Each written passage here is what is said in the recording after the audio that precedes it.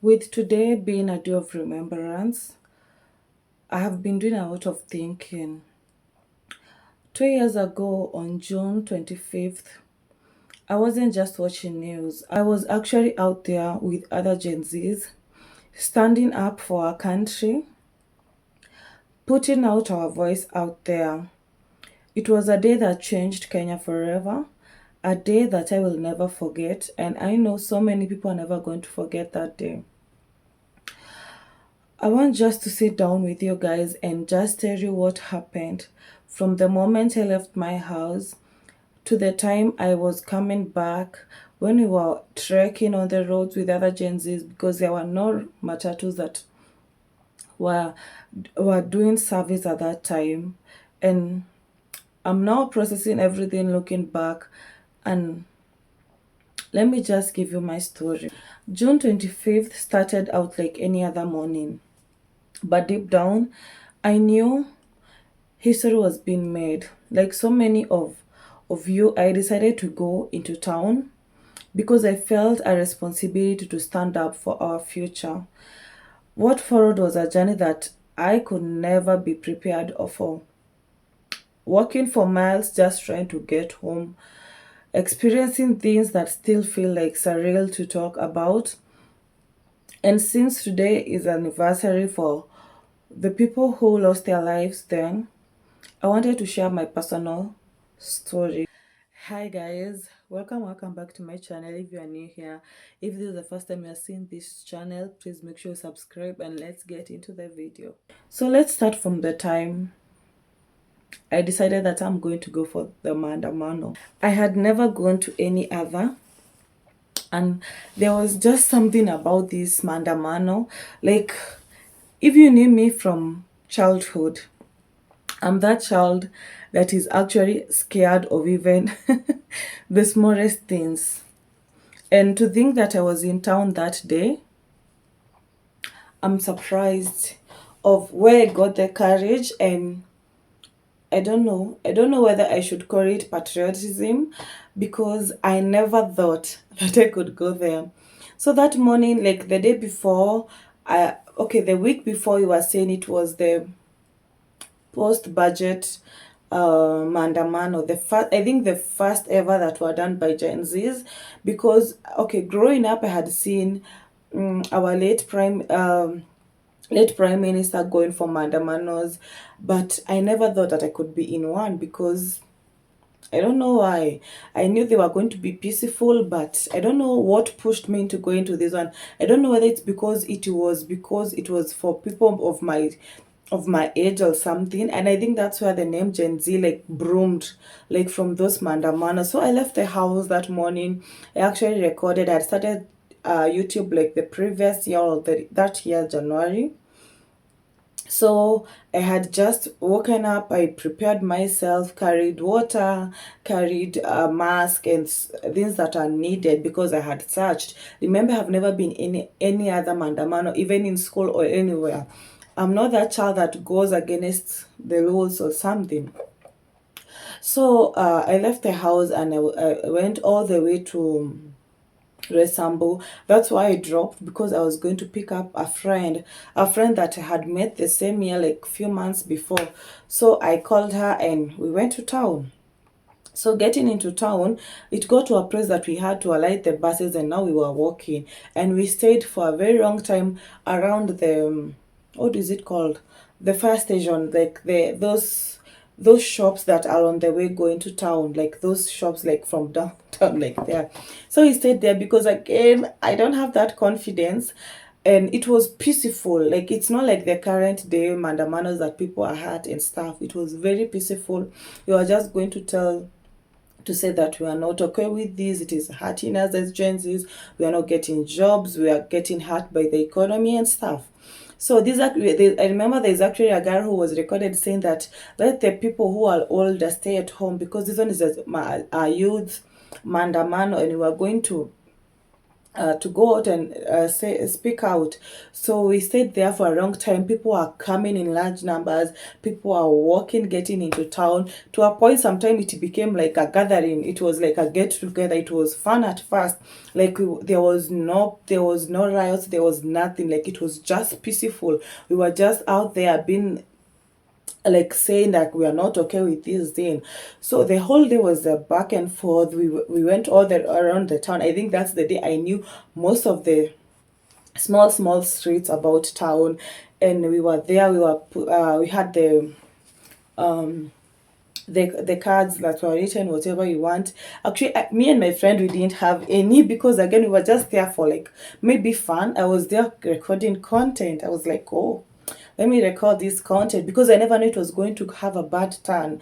Like when I was recording, I knew this is something that I'm going to see. And then in the future, I was actually not recording to post. Funny bit, I'm a YouTuber, but I was not recording to post. I was recording to keep it, maybe to watch in the future, to show my kids there's this one day that I went out, and it's like it was just for fun. So during in the afternoon, there were not many places that were selling food. So me and my friend, we had cut some snacks and stuff. We were eating, going forth. We went around. There was a time that we did a lot of kikosho. We were dancing, singing. Celebrities started coming up. I remember Otile Brown was there. Kenyan Prince was there with his big car that was almost rooted, and people are coming out. We were just there peacefully marching back and forth until now. They started throwing the tear gas. I don't know why, what happened at that point. So I didn't know all this time that people are trying now to get into Parliament. Like we were in the, like those fire station sides. Like I never knew that people are trying to do bad things. Like we were so innocent, me and my friend, because me, I don't know, I'm the people who, when I get scared, I can't even learn. Like I'll just stand. And I think that's why my mom was actually scared when she heard that I was out there. But we will get to that point. So we started hearing people saying, get out of town, it's going to be bad. Like by 5 p.m., like the people have like the the people with I don't know, I don't want to mention. I don't want to be incensed, because this is just my story. I don't want it, to be maybe whatever by YouTube. So I'm just giving out my story of what happened that day. So I told my friend it's time to go home, and she was like, no, it's still early. And we heard that people had started now rooting businesses, and I told my friend this is not going to take a good turn. We have been here, they have heard our voice, and let's just go home. And now matatu started leaving town, like the bus stops, the bus stations, like there were no more matatus. And I told my friend, I can't walk for a long distance. Okay, then I was still smaller, even in my body size. I was still lighter in weight and stuff. And my friend was like, no, we are not going. This is too early. People are still coming in. Let me tell you, people were coming all the way from Thika, all the way from Githure, like people are coming in large numbers going to town. To a point now we started saying, let us go out, then the Usikusako now they will come in. Because I remember when we finally decided to leave town, we heard that they had gone into the parliament and they were trying to burn it. That's the time my friend told me, hey, let's go home, because now the tear gas has come. Like the atmosphere had become so stuffy. Like the air was so stuffy, you could even just cough and stuff because of the air. And I told my friend, I don't feel good about this, let's go home. If you don't go now, I'm going to leave you. So the people in Nini started even raiding the places that were set aside for dispensary, for first aid, for the people maybe who had fallen, some people were fainting and stuff. So when he heard that they have started attacking those places, I told my friend, if you don't not going in now, I'm just going to leave you. And we started walking peacefully. All this time we were walking out of town, going through the grove. People are coming in and they were telling us, now we are going for the Kesha, we are going for the Usikusako. And they actually started dancing and stuff going in, as we had had our own time of kegosho and stuff. So we were going out. So by the time we go to Fig Tree, we started hearing on the news that they have banned parliament, and we were like, what? How did it get here? We were like, when we were starting this mandam, it was supposed to be peaceful. So they started raiding those places, and it started becoming serious. People started getting shot and stuff. I had not seen anybody, and I thank God I did so, because I think I wouldn't have walked past that. And then I didn't know that I've been like my face had been seen on TV when people were just watching the news, and my friends started going, "I've seen your news." I'm like, "Me, I've not talked to any news reporters. Like maybe I was just passing, and they were like, just get out. It is becoming bad." And now you are going home. Now I started now getting worried. Getting scared. By the time we go to Fig Tree, I told my friend, let's eat here because we don't know how far we are going to walk before we get matatus. So getting there, people are just getting it to any matatu. Wherever it is going to take you, just go. And I told my friend, we're not going to go to any because we might find ourselves even further from home. Both of us are going to Thika Road. So we actually ate fish and ugali, and she ate chicken and ugali, and now we left. What I didn't know is that we were going to walk for a very long distance. Like we walked from town to Fig Tree, post for food, refilled our water bottles, and then we went ahead. I told you my friends, we walked from Fig Tree to Garden City. If you know that distance, it is far. It is farther than you can think. But along the way, there is this it is what do you call this big? It's not a trailer, something of like these big lorries that carry soda like Coca-Cola, but it didn't have the product. So so the driver told us, if you can get on this trailer, I'm going to take you to all shops, and then from there you can walk. Let me tell you guys, that trailer was this like it was very high, and I don't know how I got up. All I know is that I was up, and I think I was pulled because you would go up and then you pull somebody and then they come, but I don't know how I got there because it was so high. So many of us were there, and then these trailers, they have like a space in between where you are standing. So actually, there's somebody who fell, whose phone fell, and she had to go down so that she can get her phone on the road. So it came and it dropped us at all stops, and then from there we had to go on again on foot. By the time we got to Garden City, we started hearing that they had started banning police cars in Githurai. It was a massacre and stuff. So I told my friend, now this one is becoming bad, and I started feeling like diarrhea. Me and those people, when I get shocked, I start diarrhea, vomiting, and everything. I told my friend I don't feel okay right now, and she was like, "Let us try getting an Uber." There was no car, like all cars were busy. The only thing that we saw, it was a piki, like the what do you call it, Bolt. And when it came there, it was like 1800 or nothing. Like they knew we were desperate.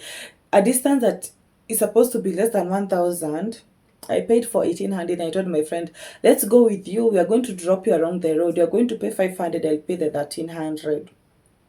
And he said, if I'm carrying her, she's going to pay her own and your own. So she's going to pay 500 and you're going to pay 18. And I told my friend, let's just go, because at this point I started feeling sick. By then, my friends were calling me. My mother was calling me. She was angry. My brother was abusing me. Oh, are you okay? Are you in your right mind? Like I told you, you Gen Zs. Oh, should you what? Hey, my preacher was calling me. They had seen me on news. My friend, I didn't know that I was in those news. What happened? Everybody was recording, and some people are live on TikTok. Some people are live on Facebook. So I didn't know wherever they saw me, but somebody told me, I've seen you in town. What are you doing there? It is bad in this side. Now, oh my God, I started getting scared. So I was thinking, like, what if I get scared and I can't even learn, and people run on, I don't know. I started having bad thoughts. So I told my friend, are you okay? Let's go. Do you have the manual? Just, I had like 7,400, or either 7,000 or 17,000 in my phone. So I told her, I can pay for you, you're going to refund, or just don't, let's just go home. I didn't want to leave her behind because one of our friends had been left in town. She had been injured. And we couldn't go to that side because we heard that they had started raiding the dispensary where our friend was. So I told her, I can't leave you here, let's go. And also her, I think her husband was also on the road. Like he's a police officer, so they had been told to go for work, and he like it was bad. Like she had not told the husband that she was going, so it was okay. It was actually bad still. So we boarded the piki, and they could he couldn't use the Thika road because now Githurai was not passable. So he started taking us another route, and I was like, okay, we have been kidnapped now. By then there was no kidnapping, like it was not a thing. But I felt now this one is taking me either to his house or somewhere. So, and that was after we dropped my friend at Roysambu. By the time I got to Thika Road, there was no car, no picky picky, nothing moving, only people playing games on the road. And I heard they were starting to rob people, asking you to bring something or you don't pass here. And I was so scared. And he went through, like, if there was anybody who would have refused to move on the way, I think we would have gone with him. Like, we would have just hit them. Because he told me, we can't stand here, we have to learn. Because if we stand here, they're going to take your phone or mine or something of sort. So he went like through, and they just moved on the way. So by the time I got home, hey, everybody was so scared. My mom was like, you won't give me pressure.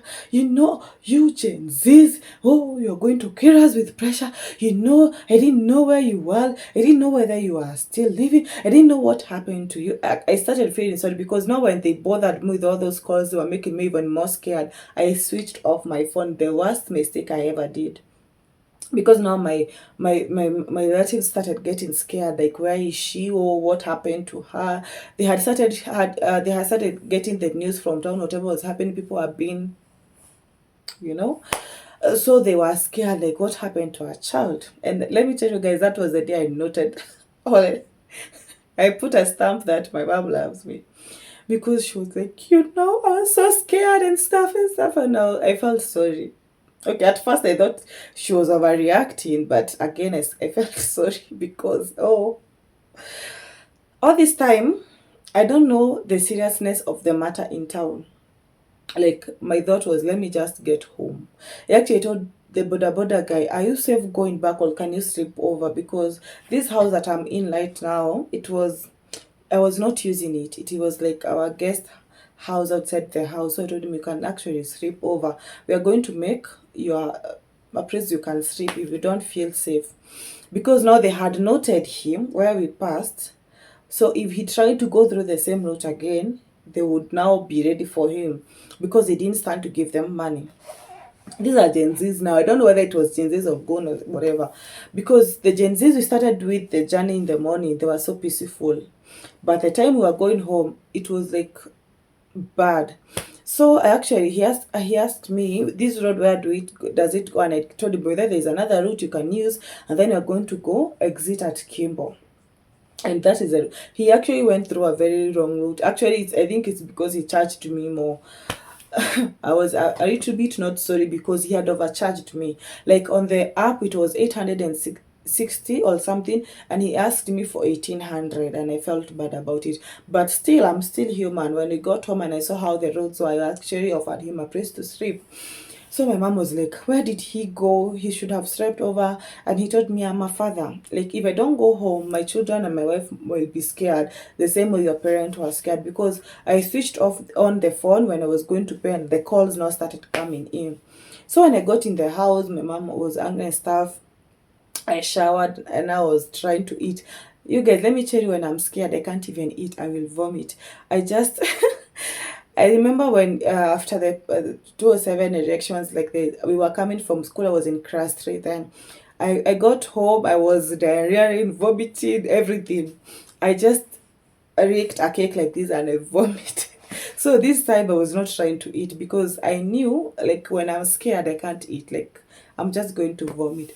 So now I started now receiving the calls. Oh my God. I was told that in church they started praying for us when they saw us. Our preacher saw us, and now he called the intercessors to come and pray. Even some other small youths from our church had gone for the mandamano. So they started praying. Now the preacher was like, it is our prayers. And I started getting calls from relatives. Hey, now it was time for news.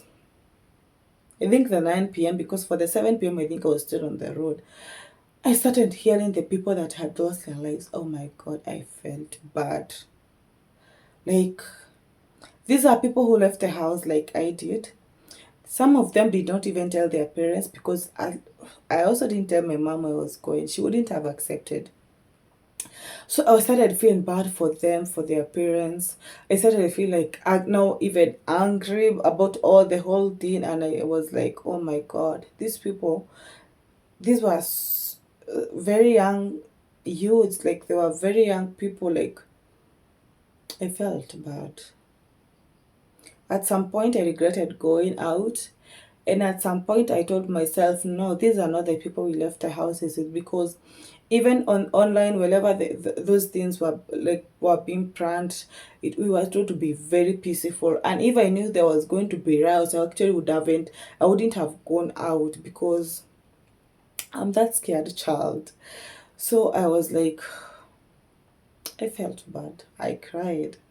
I cried. Now my mom was like, you see why I was scared? You see why I was worried? I now started understanding the calls, the agitated calls, the way my brother spoke rude to me, I started feeling it. Like, what if it was me? What if it was me who never came back? Like, would my mother have ever forgiven me even in my grave? I felt bad. And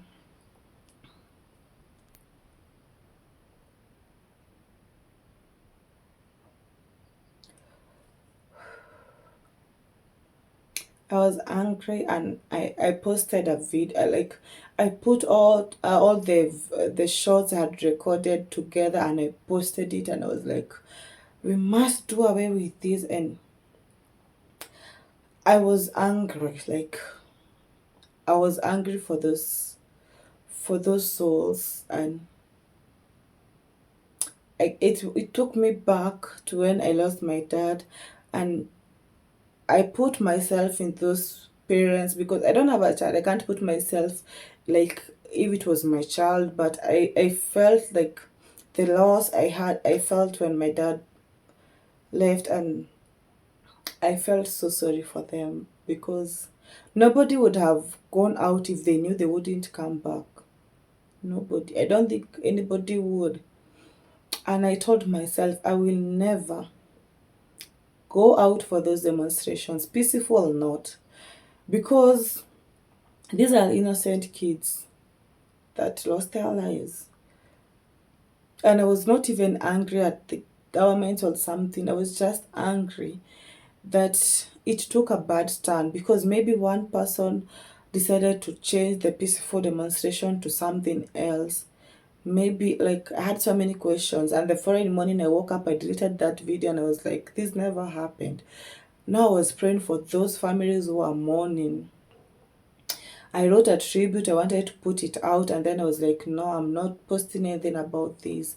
Let it just slide. Let God take the real, like, let's just, God knows whatever is happening. I always tell people that nothing comes to God like a shock. Nothing like surprises God. Oh, this happened. He knew this was going to happen. There's a footage that we saw of how one of them were brought down, and I cried like a child. And my mom was like, no, why are you crying? You were out there. It would have been you. And so, oh my God. Let me tell you something. Even if people were demonstrating, even in church, I wouldn't be part of it. Like, I felt so bad about it. And I know today there are going to be so many emotions, and one thing I pray is that today be peaceful. Like, let it just be peaceful. If you are going to be out there, please let it be peaceful. Don't be the reason many people lose their lives. Don't do something stupid that can make somebody get hurt. Like, oh my God, I'm having so many emotions. Like, I don't know. I didn't know that I could feel this bad about people I never met, because after all, my friend got home safe after 2 days, and I didn't know anybody who lost their life then, but I felt bad for the news. Like, oh, I just hope today is going to be peaceful. And knowing that even in last year the same happened, and the turn it took even in our businesses. I remember The following day I didn't go to work, and the day I went back to work I heard that they had started now raiding the place my shop was, and I put up my business for sale immediately, and I sold my business like today, and after 4 days now they robbed that place, even the shop. To the person I sold, actually told the person don't pay the balance because I heard what happened. So I don't know how to feel about it, but I feel sad for those people. And it is in this moment that I want us to have 1 minute of silence for the lost souls.